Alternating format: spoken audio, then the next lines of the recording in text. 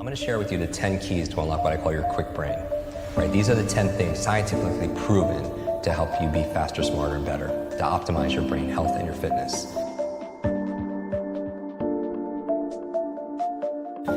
Now, every single thing I'm going to say, nobody's going to debate. Right? They're going to say, yes, of course. But common sense is not common practice. So what I'm going to ask people who are watching this is to rate yourself 0 to 10. How well am I doing in this one area? Like in terms of how I'm eating, exercising or something. And then you'll notice, everyone wants to know what the magic pill is. There's no magic memory pill.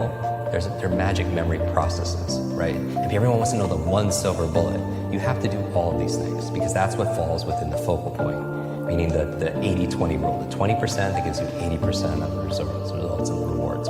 So really fast, the 10 keys for unlocking your quick brain. Number 1 is good brain food, all right? Good brain food, because you are what you eat. What you eat matters, especially to your gray matter.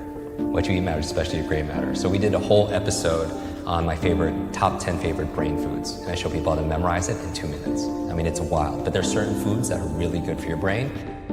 Blueberries is like, I call them brain berries, and avocados and the good fats and all of them. So there's 10 of them that I recommend.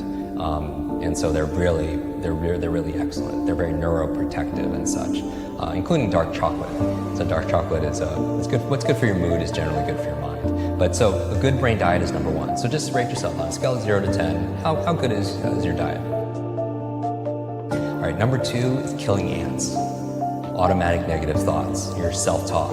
And people get so addicted to these things like, complaining and whatever you're rehearsing, you're literally rewiring your brain to get more of that. It's not law of attraction. There's a law of action that's going on, that makes it, because all behavior is belief-driven. And so you're wiring your brains to be really rehearsing those things. That's why they say a fearful person dies 1,000 times, like a coward dies 1,000 times in their mind, and like a brave person dies just once. Because every time you're rehearsing, I'm scared of public speaking, you do it over and over again, not only do you get the fear of it every single time, because your mind doesn't know the difference between something you vividly imagine and something that's real. Literally, if you were to put on a brain sensing device, the same parts of your brain that would light up if a dog walked in, you see what parts of your brain lights up, and if you imagine that dog walking in, the same exact parts of your brain will light up. So the mind doesn't know the difference. It's the most powerful tool you have is your imagination. But going back to the power of killing ants, our thoughts are things, and it's activating our imagination. So, don't do it to rehearse your fears and the things that are negative, right? Only have thoughts of things that you want to come that really happen. So the third thing, exercise. People, we know.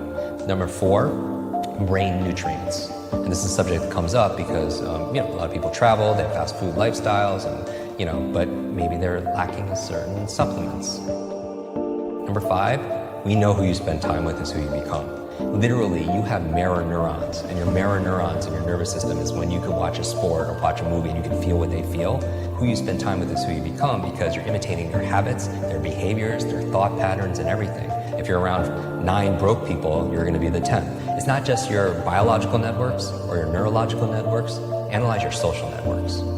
6th thing for your brain, clean environment. We know a clean environment is good for your brain. At an anecdotal level, when you clean your desk or you clean your laptop off, you have clarity of thought, right? But I don't just mean that, I mean clean air, clean water, because there's a lot of pollutants that's not good for your cognition. So from there, we have number 7, sleep. This is a big one for so many people. I mean, sleep is so important for your brain for 3 reasons. Number 1 is where you consolidate short to long-term memory. Everyone who pulled an all-nighter back in university, that hurt you because you need that sleep. Number 2, it's where you clean out the plaque that could lead to brain aging challenges. And that's what the latest research is saying in terms of leading to dementia and such. And then the 3rd reason is because when you dream. Because when you are working all day and you're learning all day, your brain doesn't shut off at night. At night, it's more active. People don't realize that. You think it's just not happening. It's actually more active, and it's coming up with solutions. It's integrating stuff in the form of dreams. But when you wake up, most people forget their dreams. Number 8 is brain protection. I work with a lot of athletes, high-performer athletes. Concussions are a big deal. Yeah. right? You know, and I've had a number of TBIs, you know, traumatic brain injuries. But not just that, you know, I did a whole episode on electromagnetic fields. And I read recently that 90% of kids sleep with their phones underneath their pillows. And then finally, 9 and 10, ninth key to keeping your brain alive is new learnings, right?